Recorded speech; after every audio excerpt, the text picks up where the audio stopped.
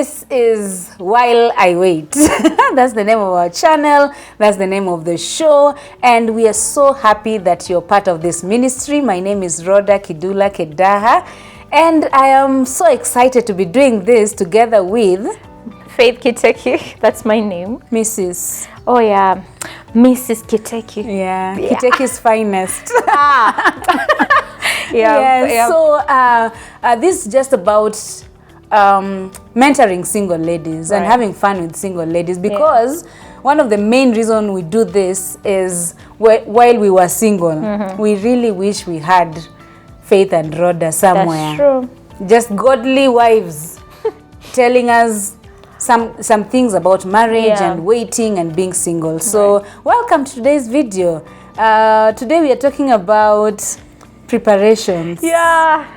How Faith, to prepare for marriage. How prepared were you? Hey. I don't like that. I'm so happy that we get to talk about this topic, because we will share the mistakes that we did, how we prepared ourselves, and what we wish these beautiful ladies would know from our story. So if I can go first, the first thing that I did to prepare myself for marriage is interacting with women who already have working marriages. Yes, working, underline working marriages. Because it takes you to know what doesn't work for you to know what works. Yes. So growing up, my upbringing, I knew what marriage, or rather a marriage that is not working, looks like. So I didn't want that. I knew that is not what I wanted for myself.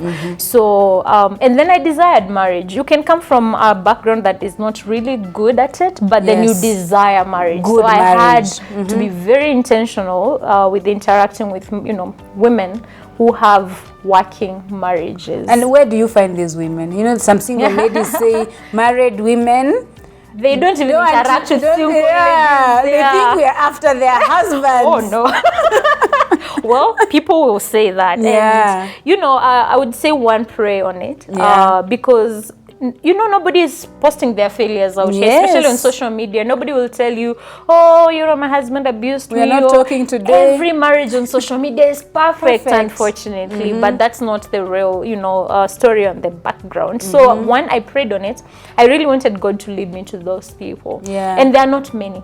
And you know, you don't just go to every person you think their marriages are working. So I had at least 2 people that I followed very closely. With wisdom. Shout out to Mary Mulatia. Shout out to Mam Rev, Jennifer Mutinda. So those are 2 marriages that I was like, I want to know, because I can see it's authentic. Sio ile ya kuficha. Like you can tell they're these real. ladies, they're very real. And they're happily with their married. struggles. They love their husbands. They submit. You know me, I'm really strong-willed, and you know, they are independent. You'll tell us that one day. How did so I'm like, you know, Mary Mulatia, a professor and married to, you know, a pastor, but submissive. I'm like, I want to know, I want to, and then I see how the husband treats her like the queen she is. You look at Reverend Mutinda and how, you know, he treats Mom Rev, and you're like, that's what I desire. I was very intentional to learn from them. And you see, you don't work with your schedule when it comes to them, you work with their schedule. So I really had the wisdom to be close of to them. knowing, like for me it was Mrs. Rachel Kimani. I remember before I got married, we used to have tea every Wednesday. I like that. In town. I used to come from work, we meet in town, and she used to like, she used to like macho. You know the macho eggs. I don't like them, but people love them. She used to order macho, then we would talk about marriage and dating and all that. So it's very important to have someone, and the wisdom not to go to their husbands. Because married women get scared when you now start. I discover now you're talking to Jackson. Why? And also, don't think men should mentor women, or rather, especially, not even especially, like a man shouldn't be mentoring a young woman. For what? They will get vulnerable, and before you know it, one thing will lead to the other. I've seen such cases whereby, you know, a young woman admires a particular man. It doesn't start as sexual. From high school. You remember those male teachers? You see them and you're running to them, and honestly, it's not like they're after them in the beginning. Yes. One thing will lead to the other, and unfortunately it's the woman who gets blamed at the end of the at the day. end of It takes the two day. to tango, you know, but avoid that. Yes, avoid. So that is very important, having people you're working with. Right. For me, preparing, number one, I think I did pray. I did pray for my future. I used to even write my prayers. God, I desire a man who is this. I desire a man who is that. And I prayed big. I prayed big, like everything I see that I don't like, God, please, I don't want a man who will disrespect me. A man who will not accept me with my career and my life. Imagine if I got married to someone who didn't want me on Facebook. Wow. They would just torture me. But that's a narcissist, you know. Yeah, you know. So I would say pray for what you desire. That's true. Pray, that is preparing. Pray for the qualities you desire. Pray for your future children. Just bless him. Bless his work. I always joke with my husband and I tell him, the favor you receive at work right now, I prayed for it before we met. I keep saying. I like what you say on social media to, you know, Mr. Kedaha has an awesome wife. I like that. It's hilarious, but it's so cute. So what else about preparing? Watching sermons and conferences and seminars, you know, sometimes just put it as background, not music or just conversations. Hear from people. That's true. And make sure you're also listening to people who are happily married. Remember, there's a time we're talking about listening to failed marriages Monday to Friday. Hey, that's what you're going to You'll actually get in marriage with your guards up. Because I know, I heard and I saw when a man starts doing this, I need to do this. When they're like this. So I think listening to wisdom from others. That's true. And embracing friendships that, you know, are pro-marriage. I remember back in campus, and again, shout out to, I had two roommates, Peace Dion and Fortunate Magara. Those were your roommates. We went to the same school, and Peace is happily married. So we used to sit down on Saturdays morning. So we're like, what are we praying on today? And then one of the common prayers that we used to make when it comes to marriage, because we knew all of us desired marriage, is let's pray for a man who will draw us closer to God than himself. That is important. We loved that prayer. We had a list of what that man looks like when it comes to respect. And then good thing is, Fortunate and Peace, they come from, you know, very neat backgrounds. So I desired that for sure. So they knew what a man that desires God more than a woman looks like. The respect, we had a list, and I loved that. So it's good to embrace friendships that are pro-marriage. If you keep up with friends who are always talking negative about men, you know, they're calling them names, and they're like, you know, marriages do not work. Unfortunately, that's the kind of energy you'll also attract. You'll begin to attract men who are exactly like that. And you feel like all men are like this. But no. We have sons of God out here, single ladies. We love you for you. And they reach out to us asking for your numbers, but we don't know what to do. Exactly. And God honors that prayer. He will definitely bring that money away. Did you do anything in terms of preparing and like how you look and house chores? Did you feel like you were doing that? You know, we were raised. Our society teaches teaches us we need to learn how to cook because you cook for your husband. You need to learn how to do this because I think I didn't. You didn't. But marriage has taught me. I wish I did. Homemaking. Let me say homemaking. I wish I did more. Preparing for marriage as a homemaker. Because I had that, Rod, I need to do this because you're home, you'll be a homemaker. But I was like, nowadays I need the man should also learn how to cook. You know, Jackson has told me so many times he loves cooking. You know me growing up, in as much as, you know, my dad wasn't around a lot, but then every time he would come, my mom would treat him like a king. Literally, like those who come from Oshagu, you know, kuwasha jiko, it's a big deal. Keeping the house warm. She would take, you know, the basin warm water to the bathroom and a white towel, and then my dad would not carry those from the bathroom. My mom would still go. Food would be ready by 6. He would be the first to eat before the children. So, and then my mom used to tell me, you know, as a woman, you have to wake up early. get your home in order, and that is in the Bible, you know, Proverbs 31, like just put your house together. Order, So there are things we can borrow that will help marriages as a woman, because I usually feel like, you know, the atmosphere of the house is set up by the woman. Yes, so it is. There's a lot of courage from that, but I know I have weaknesses. Sipendi kufua. I don't like washing at all. So me, I had to tell him, you know, when I was dating now my husband, so, and then now, you know, you've become a wife, I'm there trying to wash, and I know I don't like it, and you're getting blisters. I was like, I'd better invest in a washing machine, because I know that is not what defines a wife. Yeah. You know, things that money cannot buy. I actually had this yesterday, someone saying, there is no crown for the most overworked wife or the most busy woman. There's no crown. If you can make things work easier or better for you, and go for it. There's no harm in getting help. If you have to have a nanny, please do it. But remember the atmosphere of your home. You are the one to set it. Do not let go of your home just because you are looking for help. There are things that you don't necessarily have to do, but when it comes to your man, for example, your children, please be in touch with that. So there are things you can start learning as a single lady as you prepare. That is true. But again, you're not doing that for the man. For the man, you're doing it for yourself. Most of these single ladies live alone in those houses. Make it pretty. Make it beautiful. I miss that my is how you bed prepare. Sitter when I was single. I loved my house. Bed sitter, but when you get in, you're like, it looks cute. Everything is clean. But that wasn't for the man. It's for me. I love clean spaces. I love good places. And I've also interacted with men who repel ladies who are unkempt. That's true. You know, sometimes preparing for marriage takes you dressing for the part. I like that. Smelling the part. Yes. Looking the part. That's true.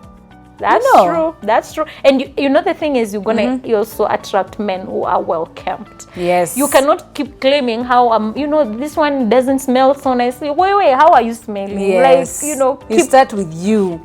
Take yourself for a massage, even like feel good for yourself. And men are also attracted to women who are confident with who they are. Yes. The men we interact with, we are very good men. So as you prepare, make sure you look the part. For you, just do it as a natural thing, like your lifestyle. Then and something else Rawder would love to add is deal with your wounds. Do not take your wounds to marriage. Of course, you know, those things that can take a while to overcome. But when you understand you're struggling, for example, with daddy issues, you're struggling with bitterness, you're struggling with, you know, addictions, if you can just deal with them now before you take them to people who do not deserve before you that even kind get of in a relationship. Exactly. Before like if you're dealing with that, talk to someone. Heal. That's actually a good way to prepare for marriage. Hurt people hurt people. Yes, they do. And you've just reminded me of a story. I used to be big on gifts. Big, like with this crush here and there, boyfriend. I would. What is it? What is the new loan called? The government one. The hustler fund. I would take anything. I would take a loan. I would to gift a man. Yes. Now, after being hurt and neglected and disappointed, now I meet my husband. Now I have decided I'm not doing. Now my husband had to suffer, and I think he's still suffering on behalf of everyone who had children. So when I tell him the stories of what I did for people, he's like, me. You know, why are you not doing Why are you buying me socks? Why are you buying me?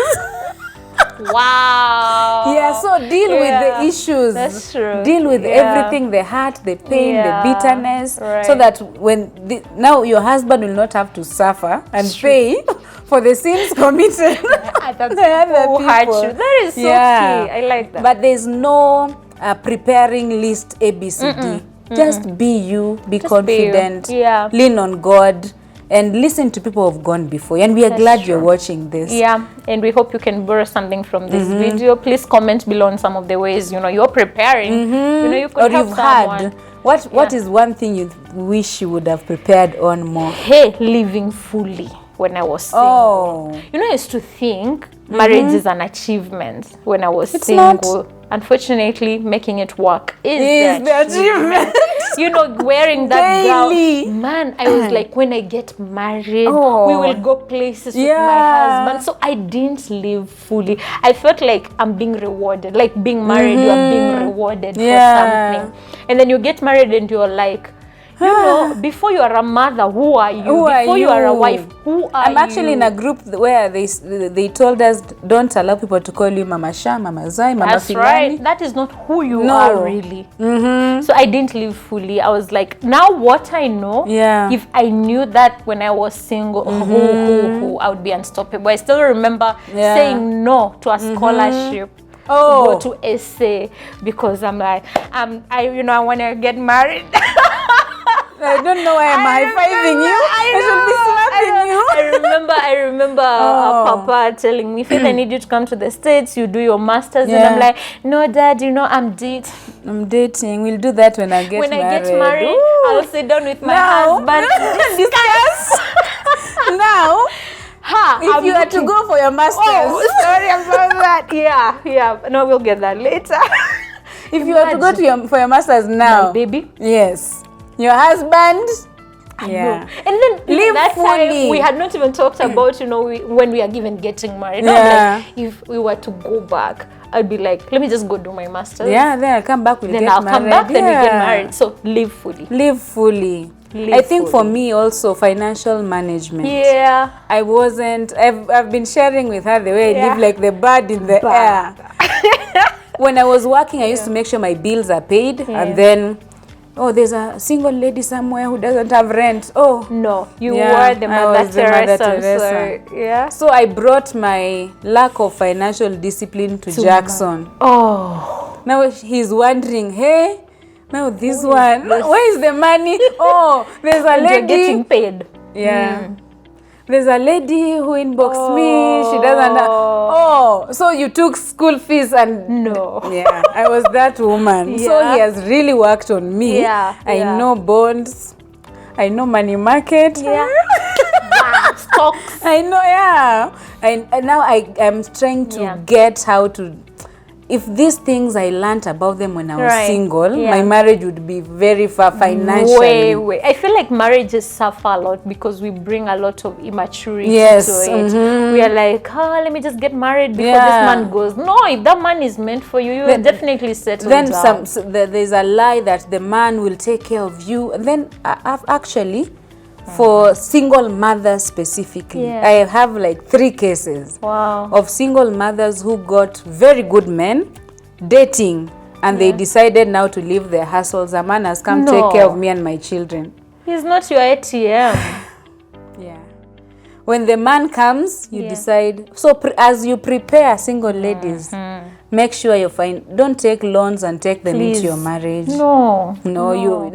Like get some financial discipline and financial knowledge on how to deal with finances as a single lady. You'll really help out your man. And please don't look at a man like your ATM. That's someone's son, man. If you need, you know, that good car, what are you driving? You know, if there's the life you desire, you're able to give yourself exactly that. Because I get mad about that. I'm like, why? Like, you just want someone to take care of you? No, for me now that I have a son, I always start thinking, I think it's different when you become a parent. To a son. Then you're thinking your son will be working day and night. Then there's a lady seated. I'm like, you know, all you need is to go make your nails and sit down. My womb is shaking. We need to wind up.